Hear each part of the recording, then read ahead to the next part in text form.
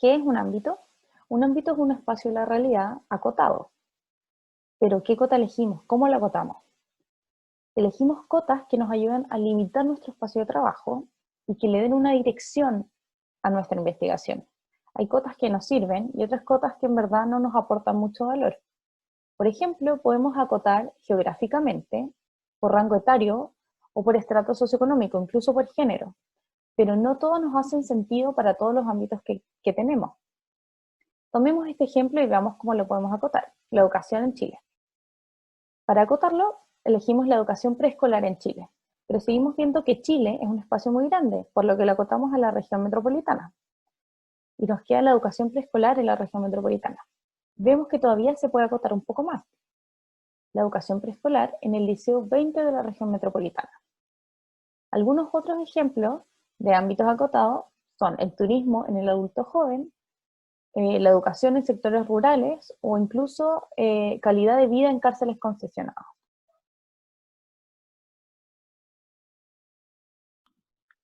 Bueno, y en relación a la investigación hay que tener algunas consideraciones cuando empezamos a investigar.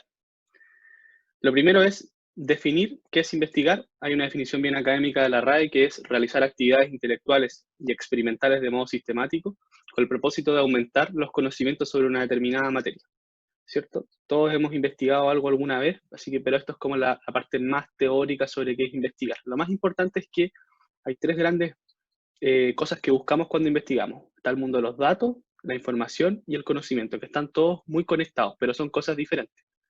Lo primero son los datos, que se caracterizan por ser un conjunto discreto de observaciones objetivas sobre un hecho real, carecen de valor para el análisis, describen solo una parte del enunciado y no proporcionan juicios de valor o interpretaciones, no orientan a la acción. Después, con los datos podemos generar información, que son conjuntos de datos con significancia. Es relevante, tiene propósito y existe un contexto. Es un mensaje capaz de impactar sobre juicios de valor, comportamiento y percepción de una situación en el receptor, tiene significado y se generan a partir de contextualizar, condensar, categorizar, calcular y corregir. O sea, a partir de datos construimos información. Y después podemos generar conocimiento, que es una mezcla de experiencia, valores, información y know-how. Tiene origen y aplicación de las personas, tiene una dirección implícita, que se origina de las direcciones definidas de la información y se genera a partir de la comparación, conexión, conversación y causalidad de la información. O sea, estos tres grandes mundos están muy conectados y nos permiten ir generando conocimiento. En modo resumido, tenemos que los datos, ¿cierto? Podría ser Juan mide 1,7 metros, que es una medida objetiva, ¿cierto? Y que no me genera mucho análisis. Después, como información, Juan mide 1,7 metros y es uno de los hombres más bajos del curso. Y después ya para generar conocimiento, como ejemplo, que con la estatura de 1,7 metros de Juan no tiene muchas posibilidades de transformarse en un exitoso jugador profesional de básquetbol. Pero eso es a grandes rasgos y es importante definirlo cuando lo incorporen en su investigación, qué tipo de espacio estamos abordando, si estamos viendo solo datos, estamos viendo información o estamos generando conocimiento. Tipo de investigación. La investigación es un proceso que va cambiando. Tenemos tres tipos de investigación. Al principio, cuando estamos recién viendo la problemática, tenemos una investigación exploratoria con un problema ambiguo. Después, mientras más vamos avanzando, tenemos menos incertidumbre. Después pasa a una investigación descriptiva, ya tenemos una conciencia sobre el problema. Y ya cuando ya tenemos ya más o menos claro, vamos cada vez marcando más la cancha, tenemos la investigación causal. Ahí tenemos el problema claramente definido. Para estos tres tipos, ¿cómo se pasa esta cosa? Ahí sí. Para este tipo de investigación, cada investigación tiene un enfoque propio con objetivos, características y métodos definidos. Es decir, que estos tres tipos de investigación para poder llevar a cabo cualquier proyecto son necesarias cada una de ellas. Porque como proceso, bueno, tiene que empezar al principio y llegar al final. Bueno, en cuanto a la principal, del principio, la investigación exploratoria tiene como objetivo el descubrimiento de ideas e intuiciones. En cuanto a características, es flexible, versátil y suele ser la primera parte del diseño total. En cuanto a los métodos, usa datos secundarios y una investigación cualitativa. Acá es mucho más por encima. En cuanto a la descriptiva, el objetivo es describir las características del ámbito. Sus características son marcadas por la formulación previa de las variables a estudiar, diseño planeado y estructurado. En cuanto al método, son los datos secundarios, una investigación cuantitativa, observación, cuestionarios. Acá ya, como pueden ver, ya tenemos más herramientas, basándonos en lo previo, para ya tener algo más serio. Y por último, la causal. El objetivo es determinar las relaciones de causa y efecto. Sus características: manipulación de una o más variables independientes. Control de hipótesis específicas. Y en cuanto a métodos, experimentos, prototipos. Entonces, dicho todo lo anterior, ¿cómo investigamos?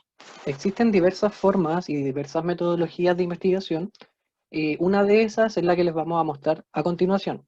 Lo primero es que tenemos que saber que cómo se obtienen los datos y la información se van a obtener o de distintas fuentes, o por sus características, o mediante métodos de levantamiento. Además de eso, ¿cómo entonces pasamos de tener datos a generar información y luego posteriormente generar conocimiento?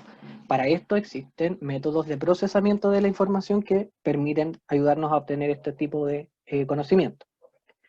Todas estas cosas no son al lote, tienen que ser planificadas, organizadas o diseñadas.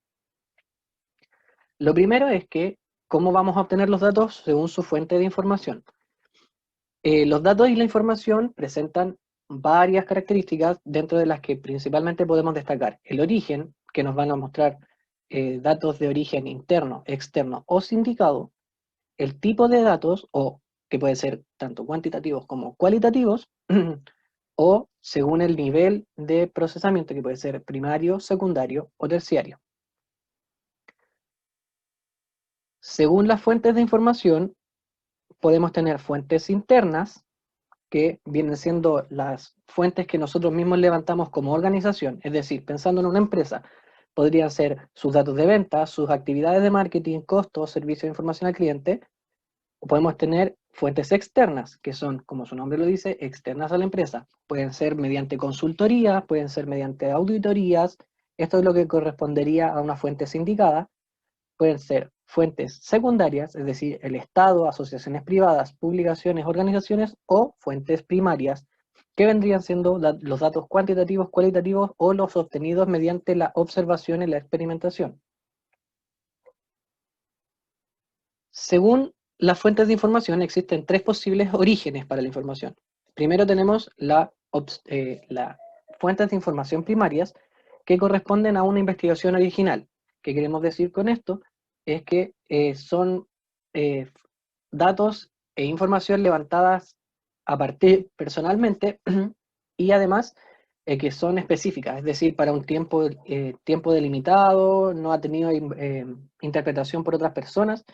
Algunos ejemplos de estas fuentes pueden ser los programas de radio, un programa de tele, una encuesta, un discurso que ustedes hayan visto. Esas son fuentes de tipo primaria. Las fuentes de tipo secundaria son las que tienen tanto información primaria, pero ya está sintetizada y reorganizada. ¿Ya? ¿Qué puede ser esto? Esto puede ser un paper que está citando algunas otras fuentes anteriores, como esos pueden ser como una bibliografía, también es un buen ejemplo, una crítica, ¿ya? Y las fuentes de información terciaria son las que consolidan todas las fuentes secundarias, ¿ya? Es decir, algunos ejemplos que pueden ser de una fuente terciaria puede ser un resumen, una cronología, un manual, dentro de otros posibles datos basados en el origen. Además de esto, la información posee ciertas características, ¿ya? O la información, dentro de muchas otras características, ustedes van a encontrar información que es confiable, o otra información que no es confiable.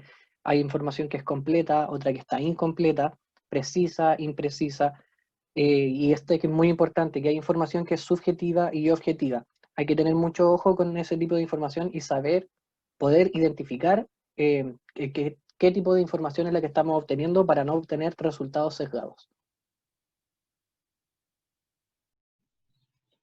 Bueno, como se mencionaba antes, existen diferentes tipos de informaciones y analizaremos un poco de cómo obtenerlas. La obtención de la información secundaria, existen diferentes fuentes para obtenerla. Esta información previamente organizada y reorganizada, y estas fuentes pueden ser desde los servicios públicos como el Estado, que hay hartos datos e informaciones, informes anuales que existen y que se realizan desde los servicios públicos. También hay organizaciones que se dedican a estudiar diferentes ámbitos y temáticas, como los centros de estudios del departamento, los centros de estudios públicos, etc. Y también existen ONG que también ayudan a recopilar datos y a dar diferentes interpretaciones de esta información. Empresas privadas que también tienen información, datos de proceso, etcétera. Las universidades y todo el conocimiento que se genera, las mismas publicaciones, papers, etcétera, y todo lo que también existe en la web. Sabemos que hay harta información y que a través de Google se puede obtener. Y se recomienda que esta sea la primera fuente antes de acceder a las fuentes primarias, en general. Y también nosotros como estudiantes tenemos acceso a muchas de estas. Cuando había presencialidad podíamos ir, por ejemplo, a las diferentes bibliotecas, y también hoy en día, dado el coronavirus, podemos acceder a través de las bibliotecas digitales y toda la información que podemos encontrar en el espacio que nos rodea. Luego está la obtención de información primaria, que era como les mencionamos, que eso ya tiene que ver con análisis y elaboración propia de datos e información. Y existen dos métodos, que es el método cualitativo, que principalmente en el curso nos enfocaremos en la entrevista en profundidad. También se pueden realizar focus group, que son espacios cuando se realizan preguntas a un grupo de personas, en donde la idea es también analizar comportamiento, actitudes, lenguaje no verbal, y observaciones de comportamiento, como les comentaba. Role playing, que como su palabra es como juegos de roles, técnicas proyectivas como dibujar, completar oraciones, completar textos, etc. Esto es un poco, como lo mencionábamos, observar también actitudes, comportamientos, diferentes sesgos que pueden tener las personas a través de una forma más cualitativa. Requiere un análisis profundo y la entrevista en este caso se pueden realizar ya sean por videollamadas, por llamadas, Zoom, etc. Luego están los métodos cuantitativos, que nosotros ya tenemos un acercamiento un poco más a estos métodos desde la ingeniería. Pueden realizarse encuestas, recopilación de información y datos de diversos tipos, cuestionarios, para eso se requiere un diseño, y muestras aleatorias o no, y errores muestrales, todo lo que tiene que ver con el análisis de datos, análisis, regresiones, etc., tiene que ver un carácter más cuantitativo. También la misma observación cuantitativa, y son más estructurados que los anteriormente mencionados. ¿Y qué relación tiene esto con el curso? Según se avanza en el taller, ciertos tipos de investigación van a ser de mayor utilidad que otras, pero esto no supone que vamos a descartar las demás.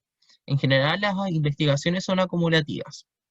Si vemos la imagen, actualmente estamos en la etapa de investigación del ámbito, en donde queremos definir los límites del ámbito, a través de entrevistas exploratorias o datos secundarios.